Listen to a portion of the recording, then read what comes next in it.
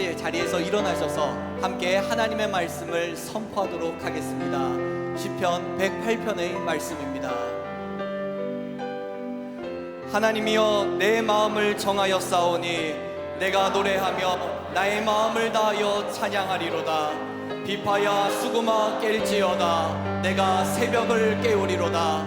여호와여, 내가 만민 중에서 주께 감사하고 문나라 중에서 주를 찬양하오리니 주의 인자하심이 하늘보다 높으시며 주의 진실은 궁창에까지 이르나이다. 하나님이여, 주는 하늘 위에 높이 올리시며 주의 영광이 온 땅에서 높임 받으시기를 원하나이다. 아멘. 우리의 예배를 받으실 하나님께 감사와 영광의 박수를 올려드리겠습니다. 할렐루야.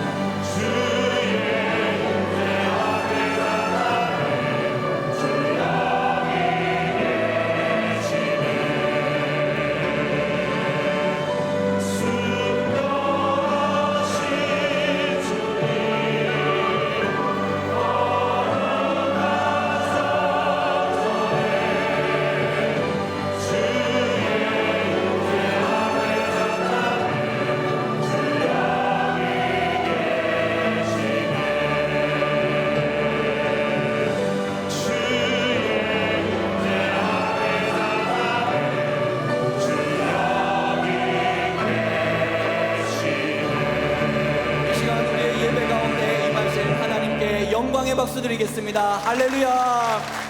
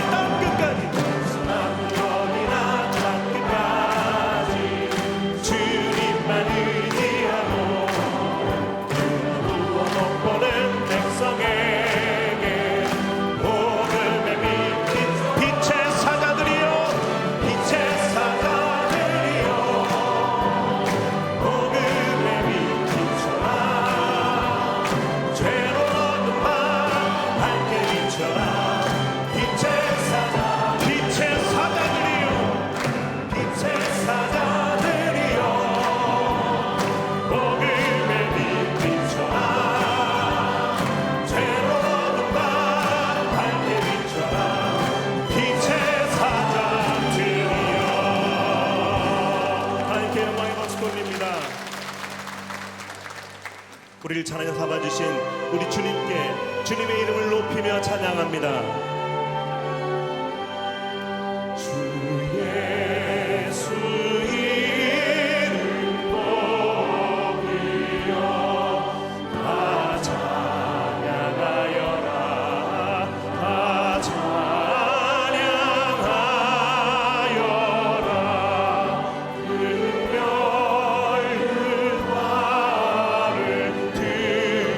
그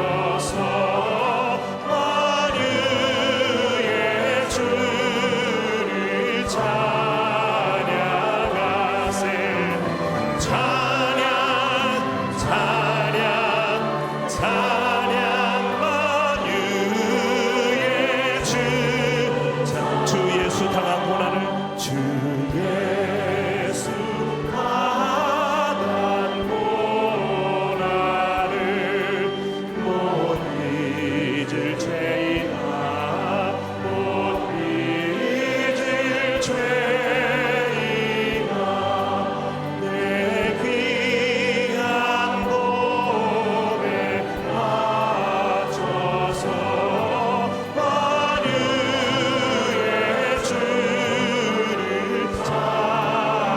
찬양하세 찬양 찬양 찬양 만유의 주 주를 믿는 성도 주 믿는 성도다 함께 주 앞에 엎드려 주 앞에 엎드려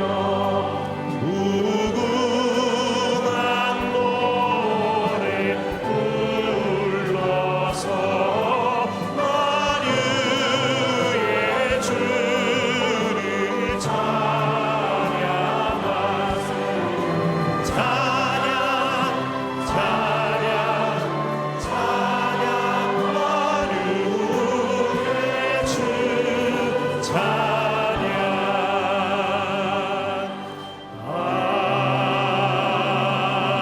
아멘.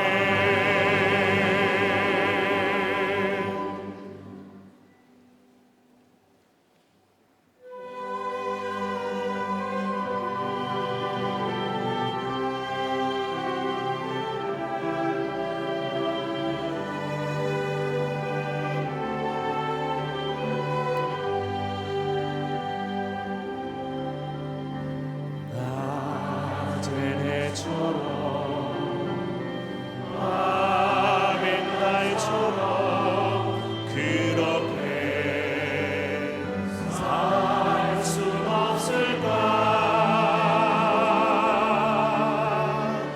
욕심도 없이 어두운 세상 비추어 온전히 나를 위해 살듯이 나의 일생에 꿈이 있다면 나의 일생에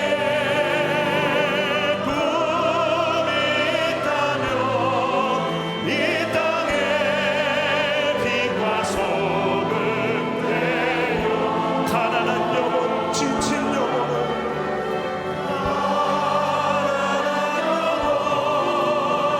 지친 영혼을 주님께 인도하고픈데 나의 욕심이 나의 못난 자가 언제나 너란 침대요 나를 짓눌러 마음을 공고해 하니 예수여 나를 도와주소서 나의 일생에 꿈이 있다면 나의 일생에 꿈이 있다면 이 땅에 빛과 소금 되어 가난한 영혼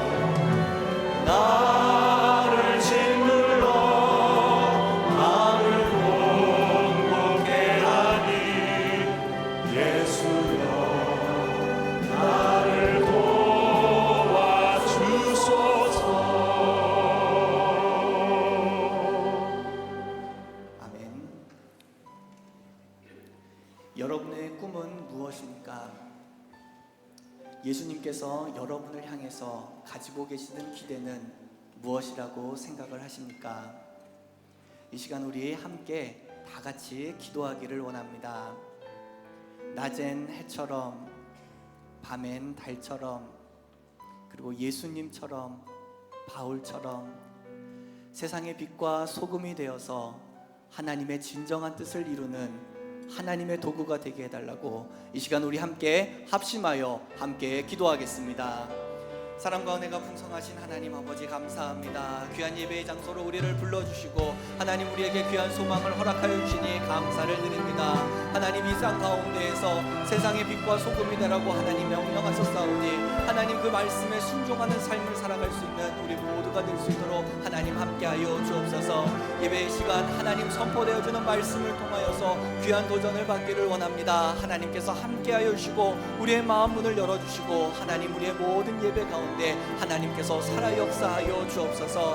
하나님께만 집중하며 또한 하나님의 음성에만 귀를 기울일 수 있는 은혜의 시간이 될 수 있도록 하나님께서 함께하여 주시옵소서. 께서 함께해 주시고 감사드립니다. 하나님 우리 가운데 하나님의 놀라우신 은혜와 역사를 우리 가운데 베풀어 주시옵소서.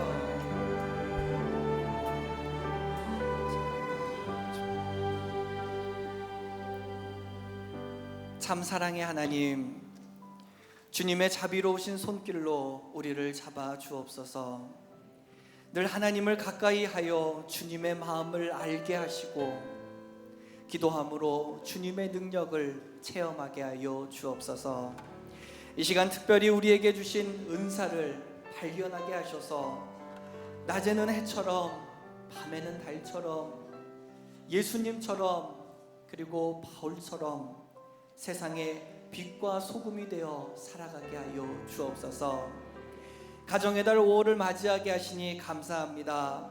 이 땅의 모든 가정들이 서로 아끼고 감싸주는 주님의 사랑을 실천하게 하여 주옵소서. 특별히 어린이 주일로 보내고 있습니다. 모든 가정과 교회의 어린이들을 주님의 품에 안으시사 축복하여 주옵소서. 날로 악해져가는 세상 속에서 어린 생명들을 보호하여 주사 밝고 아름답고 건강하게 성장시켜 주옵소서. 날로 타락해져가는 이 땅의 문화를 변화시킬 수 있는 세상의 진정한 소망이 되는 우리의 자녀들이 되게 하여 주옵소서. 드려지는 예배를 하나님께서 기쁘게 받으시고 말씀을 증거하시는 담임 목사님께도 성령으로 함께하여 주옵소서. 예수님의 이름으로 기도합니다. 아멘.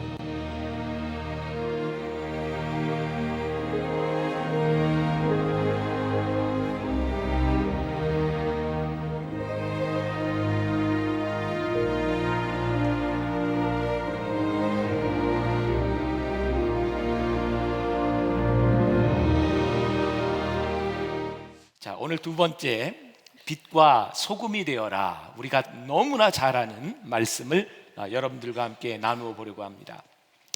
우리는 삶에서 늘 꿈꾸는 것이 있습니다. 나는 무엇이 되고 싶다.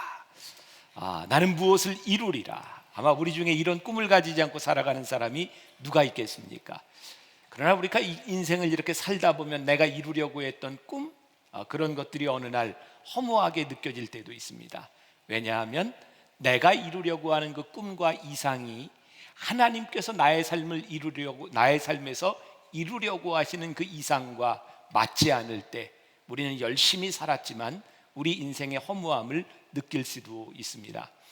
제가 이제 여러분들과 함께 성지순례 갔다 온 그 8주 동안의 광야 여정을 이제 준비가 되는 대로 여러분들과 함께 이제 곧 나누게 될 텐데 20주 시리즈를 마치고 나누게 될 텐데 이번 성지순례를 갔다 오면서 저에게 가장 감동적이었던 것이 있다면 광야를 체험한 것이었습니다. 광야를 이렇게 걸으면서요, 정말 광야를 걷는 법을 배운 것 같아요.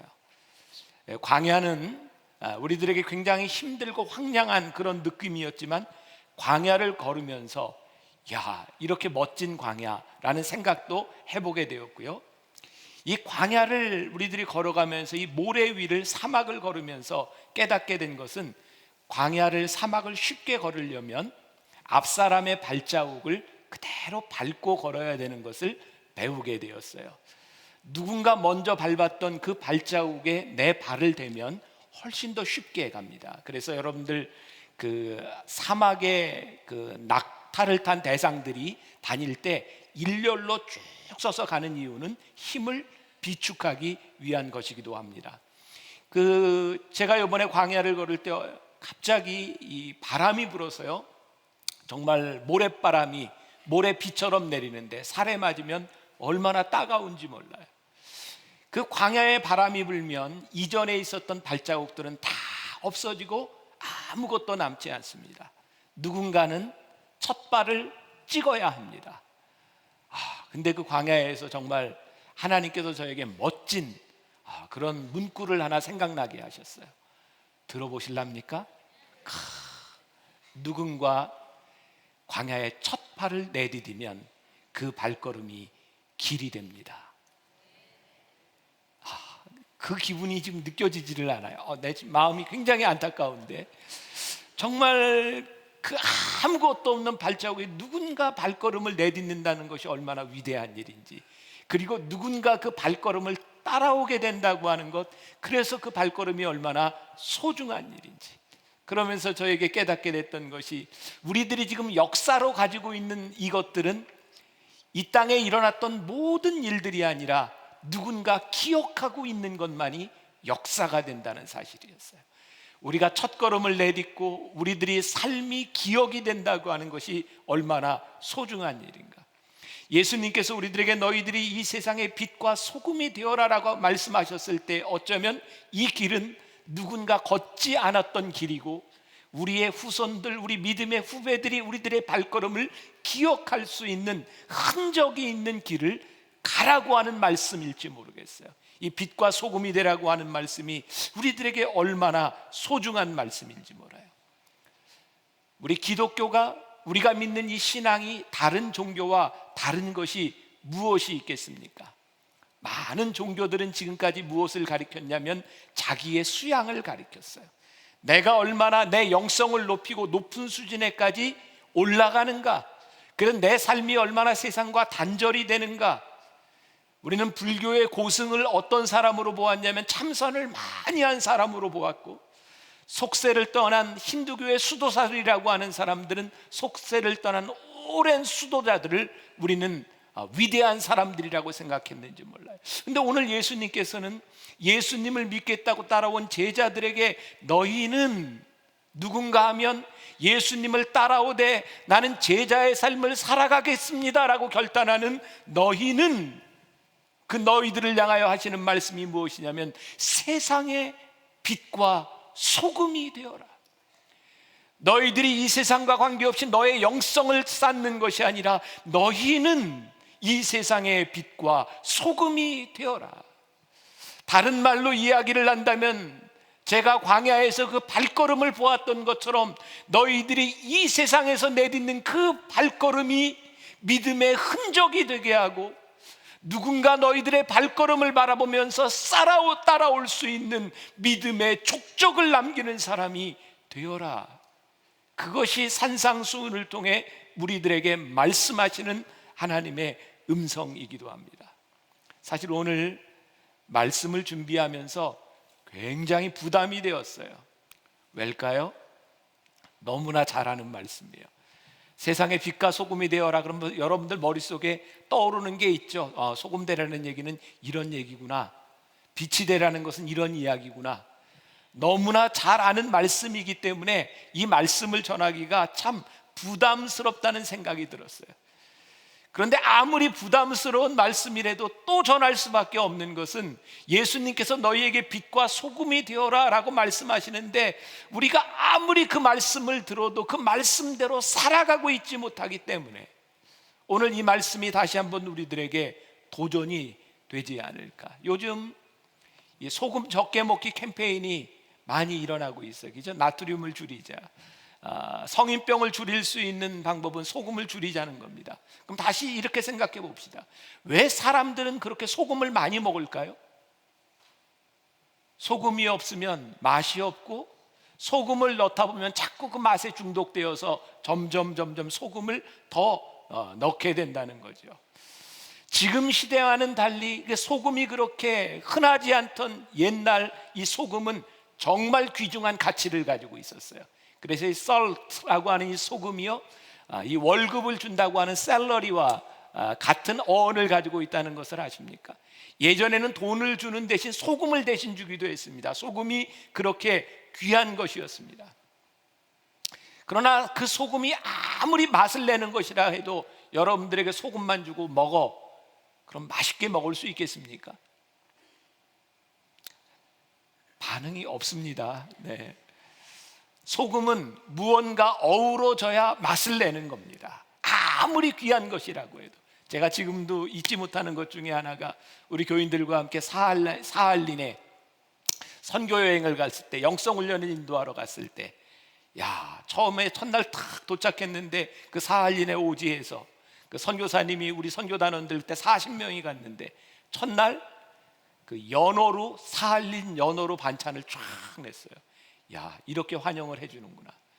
그리고 밥을 먹고 그 다음날 아침이 되었는데 또 연어로 쫙 깔았어요. 아무튼 삼시세끼 연어찜이 나오든 뭐 연어 구이가 나오든 아무튼 계속 연어가 나오는 거예요. 나중에 이야기를 하는데 그 사할린 정부에서 이 선교사님이 얼마나 그 선교를 잘하는지 연어를 잡아서요, 연어 3톤을 이 선교사님에 드렸대요. 이거 쓰시라고. 근데 제가 가서 보니까 사할린에서 연어를 잡는데 보니까 포크레인으로 이렇게 떠서 잡아요. 우리 선교단원들이 다 끝내놓고 연어를 잡으러 갔는데 바다에서부터 연어가 이렇게 내륙으로 탁 올라오잖아요. 거기 서가지고 몽둥이 하나 들고 올라오는 거 탁탁 쳐서 연어를 잡았어요. 연어. 근데 거기 열흘 동안 있는 동안 최고의 욕이 뭐였는지 아세요? 연어나 먹어라. 그게 제일 심한 욕이었어요. 매 끼마다 연어를 먹는데 미치겠더라고요. 소금, 아무리 좋은 것인지 몰라도 소금만 가지고는 아무런 가치가 없습니다. 소금은 어딘가에 어우러져야 맛과 가치를 가지는 겁니다. 오늘 우리들에게 너희는 세상의 소금이 되어라 라고 하셨을 때 그 말씀의 의미가 무엇일까요? 그래, 너희가 귀한 존재야.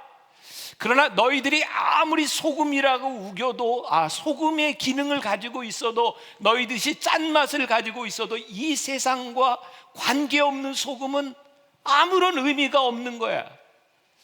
너희들이 소금이 되라고 하는 주님의 말씀 가운데는 이 세상 가운데서 뭔가 어우러지고 녹아지라고 하는 말씀이 아닐까. 우리가 하나님을 믿는 사람입니다. 우리는 소금입니다. 아무리 우겨도 이 세상 속에서 녹아지지 않는 소금은 아무런 의미가 없이 어쩌면 사람들에게 가장 부담스러운 존재로 전락할지 모른다고 하는 말씀이에요. 우리에게 소금이 되라고 하는 말씀은 이 세상 가운데 잘 어우러지라는 말씀입니다. 여러분, 이 말씀을 오해하지 마세요. 여러분들이 세상 사람들과 함께 연합하여 세상 사람처럼 살라고 하는 것이 아니라 여러분들이 믿음을 지키고 소금의 역할을 하되 이 세상 사람들 속에서 여러분들이 그 맛이 나야 된다는 겁니다. 여러분, 바닷물과 강물의 가장 큰 차이가 뭡니까? 짠맛과 안 짠맛 아닌가요? 제가 미국 시카고에서 공부를 하러 갔을 때 처음에 딱 펼쳐진 게 미시간 호수였어요. 우리나라 남한을 딱 떼어다가 넣으면 미시간 호수에 쏙 들어간다 그러죠. 그렇게 넓은 호수, 그게 호수라고 하는데 믿어지지가 않더라고요. 그래서 제가 뭐 했는지 아세요? 물을 찍어 먹어봤어요. 그랬더니 호수더라고요. 바다와 호수 민물의 차이는 짜냐 짜지 않느냐의 문제입니다. 여러분, 바닷물 하면 우리들의 이미지 가운데 짜다라는 생각이 있어요. 그 짠 바닷물에 소금의 농도는 3.5%에서 4%밖에는 되지 않습니다. 그런데 우리들이 바닷물을 짜다라고 이야기합니다. 왜냐하면 그 물 가운데 소금이 녹아있기 때문입니다. 우리 그리스도인들이 이 세상에서 소금이다 라고 하는 것은 모든 사람들이 하나님을 믿기 때문이 아니라 우리들이 이 세상 가운데서 소금의 맛을 내고 어우러지기 시작할 때 소금의 기능이 나타나게 되어 있는 겁니다. 소금이 무엇입니까? 어우러져 맛을 냅니다. 여러분들, 인류의 역사가 이렇게 발전하게 된 가장 큰 이유 중에 하나가 소금이라는 사실을 아십니까? 염장이라고 하는 소금으로 생선과 고기들을 절이는 그 기술이 발달하지 않았으면 인류는 이렇게 먹고 살 수 없었을 거라고 이야기를 합니다. 참 재미있죠? 이 소금이 들어가는 곳에 변화가 됩니다. 그런데 소금이 들어가는 곳에 변하지 않도록 하는 능력이 있습니다. 여러분, 우리가 소금 된다고 하는 것은 이 땅 위에서 이 세상을 변화시킬 뿐만 아니라 변화되지 말아야 될 것을 우리들이 붙잡고 가는 것, 이것이 소금 되게 하는 기능입니다. 밋밋한 삶에 소금이 들어갈 때 영적 갈증이 일어납니다. 우리가 이 세상에서 살아갈 때 믿지 않는 사람들이 우리를 바라보며 소금처럼 산다고 하는 것은 영적 갈증이 일어난다는 거예요. 그 사람의 삶을 보며 도저히 이해할 수 없는, 도대체 저 사람은 누구이기에 저런 인생을 살아가는가, 그 사람을 바라보며 영적 갈증이 일어나서 하나님을 찾아올 수 있는 삶, 그것이 소금의 삶을 사는 것이라는 거예요. 여러분, 우리들 그 전도하는 것이 뭐예요? 관계 전도가 뭐예요? 우리들이 꼭 예수를 믿어라 믿어라 이렇게 전도하는 것이 아니라 우리 주변에 가장 가까운 사람들에게 내가 예수를 믿는 삶을 보여줬더니 그 사람이 그 복음 때문에 주님을 찾지 않고는 안 되는 그 영적 갈증을 우리들이 유발하고 있는가. 지난주에 새가족 애찬을 하는데 어떤 남자가 그런 이야기를 했어요. 내가 교회를 나오게 된 이유, 내 아내를 바라보면서, 그렇게 열심히 교회를 다니는 아내를 보면서 내 아내는 정말 괜찮은 사람이구나. 그래서 어느 날 가족과 함께 남편이 교회를 나오기 시작했어요. 예배를 빠지지 않고 드리기 시작했어요. 소금이 된다고 하는 것, 소금이 들어간 곳에 화학 반응이 일어나야 되는 거예요. 소금이 들어가서 소금 따로, 소금 아닌 것 따로가 아니라 소금인 우리가 이 세상 가운데 들어갔을 때 화학 반응이 일어나는 거예요. 어떻게? 좋은 의미로는 좋은 맛을 내어야 되고, 힘들지 모르지만 부패해 가는 곳에 소금이 뿌려질 때 아프고 쓰라린 변화들이 일어나야 되는 거예요. 하나님을 믿는 우리가 믿지 않는 누구에게, 죄를 지은 누구에게 다가갔을 때 그 사람의 양심이 찔려야 하는 거예요. 그것이 소금의 역할을 감당하는 겁니다. 뭔가의 존재의 변화가 일어나는 겁니다. 나 때문에 누군가의 인생이 바뀌어지는 겁니다. 오늘 제가 예배 드리는데 어떤 분이 앉아 있어요. 누구라고 제가 얘기는 못하겠지만 그분이 저에게 성지순례를 하면서 그런 얘기를 했어요. 목사님을 만나서 참 감사합니다. 앞으로 다른 삶을 살게 될 것 같아서 참 감사합니다. 제 인생에 제가 목사로서 가장 큰 기쁨이 무엇인지 아세요? 누군가의 삶을 바꿔줄 수 있다는 것, 저에게 능력이 있는 것이 아니라 제가 소금의 삶을 살아가기 때문에 누군가의 인생을 바꿔줄 수 있다는 것처럼 우리의 가슴을 뛰게 하는 일이 어디 있겠어요? 하나님께서 우리들에게 너희는 소금이 되라고 말씀하셨을 때 그것이 얼마나 가슴 뛰는 일인가. 누군가의 삶을 변화시킬 수 있다고 하는 것이 우리들에게 얼마나 가슴 뛰는 일인가. 그런데 오늘 예수님께서 소금이 만일 그 맛을 잃으면 무엇으로 짜게 하리요? 후에는 아무 쓸데없어 다만 밖에 버려져 사람에게 밟힐 뿐이니라. 이 말씀은 우리들이 이스라엘의 지리와 풍토를 이해하지 않으면 이해될 수 없는 말씀입니다. 이스라엘에는 여러 지형이 있지만 그 중에 갈릴리에서부터 요단강이 쭉 흘러서 사해로 이렇게 가게 되는데 그 지역을 요단 지구대라고 이야기합니다. 세계에서 제일 낮은 지역입니다. 지중해 해수면보다 200m에서 400m까지 밑으로 내려간 지역입니다. 아마도 빙하기 이전에 그것은 바다였을 것입니다. 그래서 이스라엘은요, 독특하게 소금이 바닥에 있습니다. 땅을 파면 소금이 나옵니다. 비가 오면 이 물들이, 짠물들이 흘러서 이렇게 들어갑니다. 사해가 굉장히 짠 바다죠. 그래서 이스라엘의 땅에는요, 소금을 파서 먹게 되어 있는데, 소금 모양을 하고 있는데 물에 씻겨 나간 그런 소금은 소금 모양은 하고 있지만 소금 맛이 없어요. 그럼 사람들이 그것을 가지고 가서 먹으려고 했다가 소금 맛이 안 나면 땅에 버리는 겁니다. 그 사람들이 밟고 지나가는 거예요. 왜? 기분이 나쁜 거예요.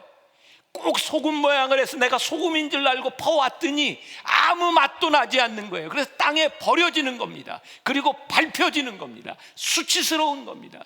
예수님께서 우리들에게 너희는 세상의 소금이라고 말씀하셨는데, 우리들이 소금의 맛이 나지 않을 때 사람들이 우리를 소금으로 알았다가 소금 맛이 나지 않는 우리를 밖에 버리고 우리를 밟고 다니며 우리를 조롱하게 될 것이라니.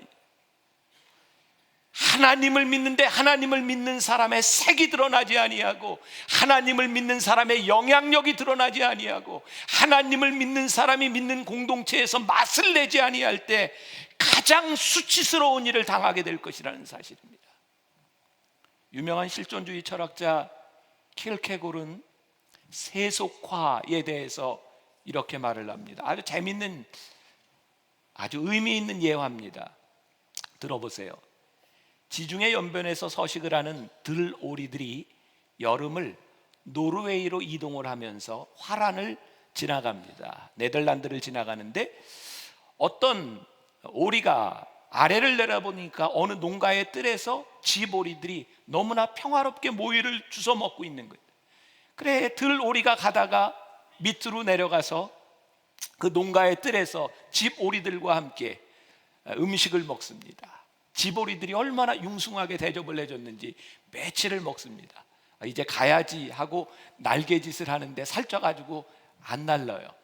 그래서 갈 수가 없었어요. 그래서 어쩔 수 없이 좀 기다리면서 다음 자기 동료들이 올 때까지를 기다리는데, 거기에서 음식을 너무 많이 먹어가지고 다시 자기 동료들이 다 날아가는데 결국은 날지 못하고 집오리들하고 거기에서 살게 됩니다. 처음에는 허전하고 동료를 떠난 것에 대한 가책도 있었는데, 해가 거듭되면서 양심의 가책도 사라지고 어느 날 그 자신을 보니 집오리들과 같이 똑같이 시궁창을 뒤지고 있는 모습을 보게 됩니다.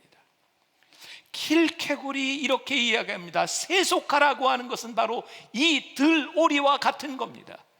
우리가 한 번이라고 생각하고 이 땅에 내려앉아 더러운 것들에 우리들이 습성이 되어버리면 날지 못하게 되고, 어느 순간부터 양심의 가책도 사라져버리고 시궁창을 뒤지고 있는 집오리처럼 변해버린 우리의 모습, 이것이 세속화입니다. 우리 주님께서 제자들을 향해서 말씀하십니다. 너희들은 세상의 소금이 되어라. 세상과 구별되어야 한다는 것입니다. 이 세상 가운데 있지만 무언가 다른 화학 반응을 일으키는 사람이 되어야 한다는 겁니다. 사랑하는 여러분, 오늘 여러분들이 예배를 마치고 나가는 순간에 여러분들의 삶에 갈등이 일어나야 됩니다. 이 갈등은 좋은 갈등입니다. 여러분들이 세상 속에 예수를 믿는 것 때문에 불화라고 하는 것이 아니라 더러운 것에 아픔을 주고 상처에 아픔을 줌으로 치료할 수 있는 화학 반응이 일어나는 것. 그래서 누군가 영적 갈증을 느끼게 될 때 여러분들은 세상에 소금이 됩니다. 빌립보서 4장 8절에 무엇이든지 참되며 무엇에든지 경건하며 무엇에든지 오르며, 이것이 소금입니다. 둘째로 우리 주님께서는 빛이 되어라 라고 말씀합니다. 그 메시지, 유진 피터슨의 메시지 성경에 보면 하나님의 빛깔을 드러내라, 이런 표현이 되어 있습니다. 여러분들이 빛이 되라 라고 하는 말씀이 뭐냐면 하나님의 빛깔을 드러내십시오. 드러나도록 하십시오. 오늘 말씀해 보니까 내가 너희에게 등불을 들고 있게 한다면 설마 너희는 내가 너희를 통 속에 숨겨두리라고 생각하지 않을 것이다. 나는 너희를 단 위에 올려놓을 것이다. 우리가 제자로 불리움을 받는 순간 더 이상 우리들은 숨겨진 삶을 사는 것이 아니라 우리들은 노출된 삶을 살아간다는 거예요. 우리가 빛이기 때문에 누구든지 우리를 볼 수 있게 된다고 하는 말씀입니다. 빛의 놀라움은요, 빛은 진실을 드러나게 한다는 겁니다. 저는 믿는 것이 있습니다. 진리는 이긴다는 겁니다. 진리는 드러나게 된다는 겁니다. 진리 앞에 거짓이 분명하게 드러나게 된다는 사실입니다. 빛은 진리요, 빛은 진실입니다. 설교를 준비하다 보면 그 미국 사람들이 쓴 책들 중에 참 좋은 예화들이 많습니다. 우리나라도 좀 교회 역사가 오래되면 그런 좋은 예들이 많이 나올 것 같은데, 제가 설교하면서 자꾸 이렇게 미국의 예를 들어서 좀 죄송하다는 생각이 들기도 해요. 미국에 링글린 브라더스라고 하는 서커스단이 있었답니다. 저는 몰라요. 책에서 본 거니까. 뉴욕 공연을 할 때였답니다. 공연 중에 갑자기 정전이 되었는데 1분 동안이었지만 관중들의 숨을 죽이게 한 것은, 그것이 무슨 공연을 할 때였냐면 조련사가 호랑이 4마리를 우리에 가두고 채찍을 가지고 공연을 하고 있을 때 불이 나간 겁니다. 아주 적막함 가운데 사람들이 굉장히 가슴을 졸이고 있습니다. 저 어둠 가운데서 조련사가 어떻게 될까?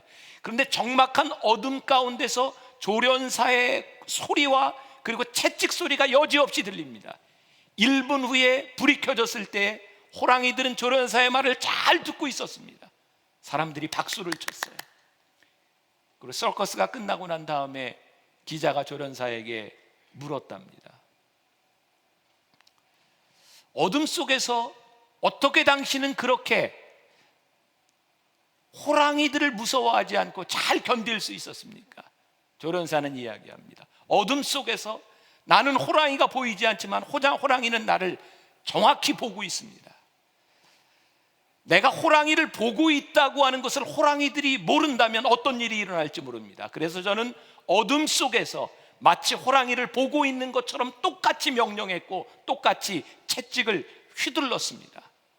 제가 살아있을 수 있는 비결입니다. 어둠 속에서도 빛으로 행동했을 때 그가 살아있을 수 있는 겁니다. 우리는 종종 이 세상에 살아가면서 이런 변명을 합니다. 하나님, 세상이 너무 어둡습니다. 내가 빛으로 살기에는 너무나 버겁습니다. 하나님, 저에게는 그런 능력이 없는 것 같습니다.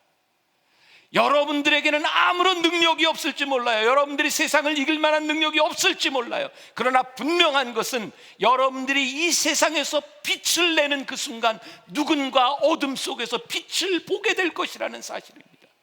여러분들에게 능력이 있어서가 아니라 여러분들이 빛이기 때문에 그 빛을 발할 수 있다는 사실입니다. 그것은 아무것도 보이지 않는 가운데서 우리들의 삶의 기준을 제시하는 겁니다. 언젠가 제가 페이스북에 그런 글을 썼던 적이 있어요. 기준. 우리들이 학교를 다니면서 선생님이 나를 가르쳐서 기준 그러면 나는 손을 들고 기준합니다. 이번에 성지순례를 다니면서 사진을 참 많이 찍었어요. 사람들이 어떻게 서야 되는지 너무너무 복잡해요. 제일 쉬운 게 하나 있습니다. 제가 늘 가서 기준 그러면 제 앞뒤로 알아서 젊은 것들은 앞에 앉고 연세든 분들은 서고, 기준, 제가 너무나 많이 기준했어요. 기준이 잡히면 무언가 되는 겁니다. 빛은 기준입니다. 빛 가운데서 어둠들이 물러가기 시작합니다. 그것이 하나님께서 우리들에게 주시는 가장 귀한 일입니다. 빛은요, 내가 어디 있는지를 분명히 밝혀줍니다. You are here. 여러분들 그 지하도에 들어가서 길을 찾을 때 시청 어디 이렇게 나가는 길이 있을 때 아무리 방향을 알아도 여러분들이 어디 있는지를 모르면 어디로 갈지를 모르는 거예요. 어디가 길이고 어디가 길이고 어디가 길이고 그것이 문제가 아니라 여러분들이 어디 있느냐가 중요한 거예요. 거기에서부터 시작되는 겁니다. You are here. 여러분들이 빛입니다. 빛에서부터 어두움들이 물러가게 될 것입니다. 빛의 정체를 여러분들이 분명히 드러내야 하는 겁니다. 오늘 본문 15절과 16절에 사람이 등불을 켜서 말 아래 두지 아니하고 등경 위에 두나니 이러므로 집안 모든 사람에게 비치느니라. 이같이 너희 빛이 사람 앞에 비치게 하여 그들로 너희 착한 행실을 보고 하늘에 계신 너희 아버지께 영광을 돌리게 하라. 모든 사람에게 빛이 되는 기준. 이번에 성지순례 하면서 참 멋진 얘기를 들었어요.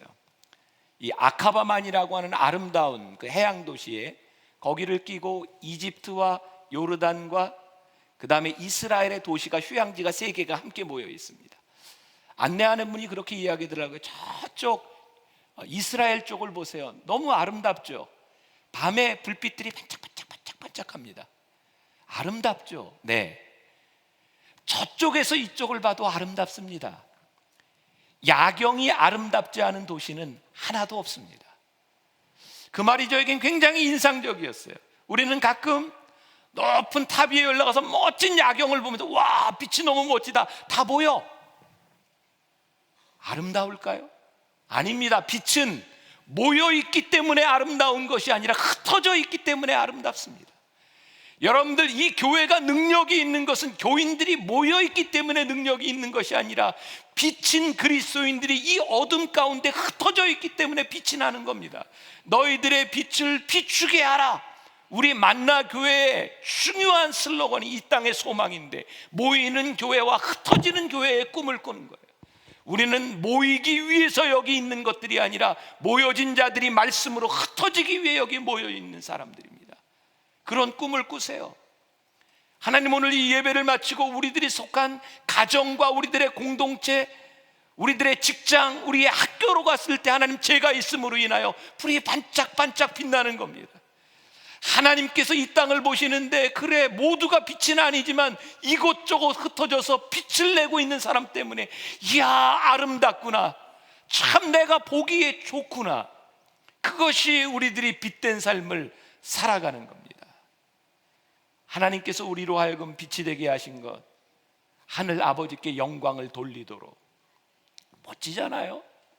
여러분들의 삶을 바라보며 이 세상에 아름답게 빛난다고 하는 것이 얼마나 멋있습니까? 제가 오늘 마지막으로 정말 멋진 말을 하나 소개합니다. 소설가 여러분들, 마크 트웨인이라고 하는 사람 들어보셨죠? 어쩌면 이렇게 멋진 말을 했을까? 꼭 기억하세요. 성경에서 나를 괴롭히는 말씀은 내가 이해하지 못하는 부분이 아니라 내가 이해하는 부분이다. 여러분들에게 필연적으로 찾아오는 말씀의 고민은요, 여러분들이 성경 말씀 가운데 모르는 것이 아니라 여러분들이 이해하기 시작하면서 여러분들에게 고민이 와요. 내가 이렇게 살 수 있을까? 말씀이 여러분들에게 부딪혀 도전이 되기 시작할 때 말씀이 우리들에게 능력이 되기 시작합니다. 여러분들은 빛과 소금이 되라고 하는 이 말씀이 여러분들에게 고민되어야 합니다. 그 말씀 때문에 여러분들이 괴로워야 합니다. 그리고 그 말씀을 안고 나가는 여러분들 때문에 이 세상이 고민스러워해야 합니다. 이 세상의 갈등을 유발하고 죽었던 양심이 살아나는 일들이 빛과 소금인 여러분들을 통해서 일어나야 합니다. 그때 우리는 이야기합니다. 교회가 이 땅의 소망이구나. 하나님의 말씀이 이 땅을 움직일 수 있는 능력이 되는구나. 사랑하는 여러분, 우리 너무 패배자처럼 살지 맙시다. 하나님의 말씀이 어려운 것이 아니라 여러분들이 하나님의 말씀을 따르려고 하는 용기가 없는 거예요. 빛과 소금이 된다고 하는 것, 세상 가운데서 믿음의 사람이 어우러지고 믿음의 사람으로 하여금 변화가 일어나는 역사, 여러분들을 통해서, 우리 만나교회 성도들을 통해서 그런 놀라운 역사가 일어나기를 주님의 이름으로 간절히 축원합니다.